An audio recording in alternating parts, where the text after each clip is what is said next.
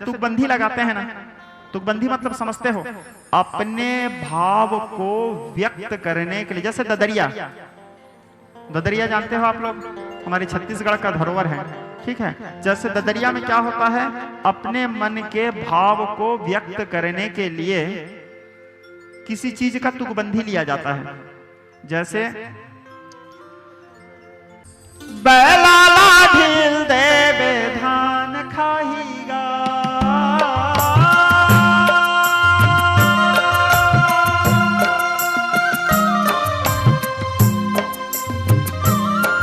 बैलाला ढील देवे धान खाहीगा, कैसे धान खाहीगा सनन हो, तोरे खातिर बर मोरे जान जाही, मोरे